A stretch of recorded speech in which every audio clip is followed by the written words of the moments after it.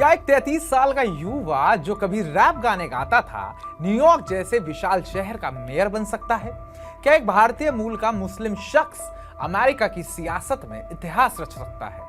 यह सवाल आज हर किसी के मन में है, क्योंकि ज़ोहरान ममदानी ने न्यूयॉर्क सिटी मेयर की रेस में डेमोक्रेटिक उम्मीदवार बनकर सबको चौंका दिया है।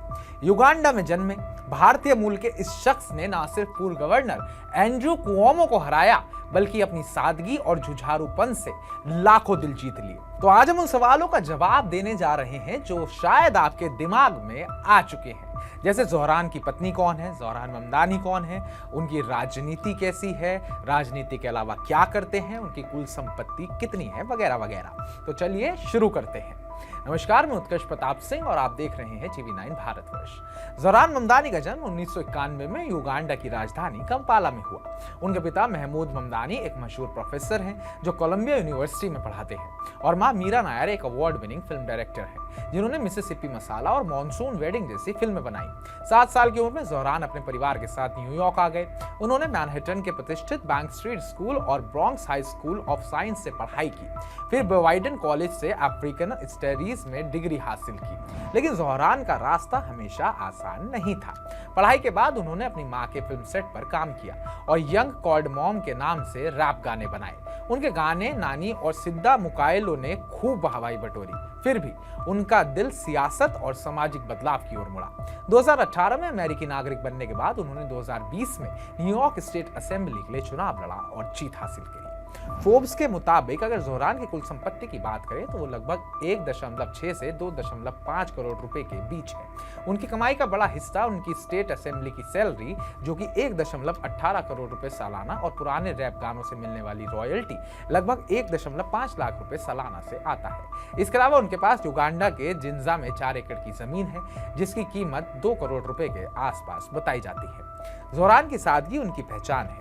वो $2,250 यानी कि लगभग 1,87,000 रुपए महीने के किराए वाले अपार्टमेंट में रहते हैं और कार नहीं रखते। डिबेट्स और कैंपेन के लिए वो सबवे से सफर करते हैं। उनकी सादगी ने उन्हें आम न्यूयॉर्कर्स का चहेता बना दिया।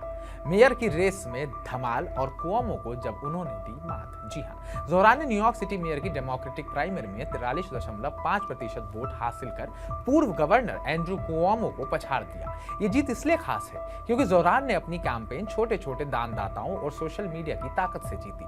उनकी वायरल वीडियोस जिसमें वो हिंदी और उर्दू में रैंक चॉइस वोटिंग समझाते हैं, उसने युवाओं को खूब लुभाया। उनके वादे भी आम लोगों के दिल छूते हैं, जैसे कि मुफ्त बस सेवा, सस्ता किराया और 2 लाख नए किफायती घर, और 2030 तक $30 प्रति घंटे की न्यूनतम मजदूरी। लेकिन उनके वादे बड़े कॉर्पोरेट्स और अमीरों पर टैक्स बढ़ाने पर टिके हुए हैं, जिसे लेकर वॉल स्ट्रीट में खलबली मच गई है। अगर ज़ोहरान नवंबर 2025 के चुनाव में जीतते हैं तो वो न्यूयॉर्क के सबसे युवा मेयर और पहले मुस्लिम मेयर होंगे। ज़ोहरान की उम्र अभी 34 साल है।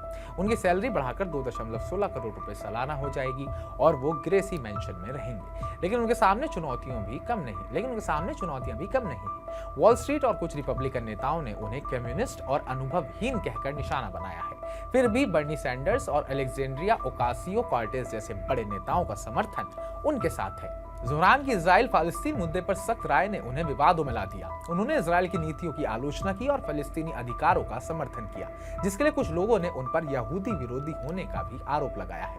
ज़ोहरान ने इन आरोपों को खारिज करते हुए कहा कि वो हर न्यूयॉर्कर के लिए काम करेंगे, चाहे वो किसी भी धर्म या समुदाय से। तो अब ये भी बात कर लेते हैं कि ज़ोहरान का आखिर मिशन और विजन क्या है।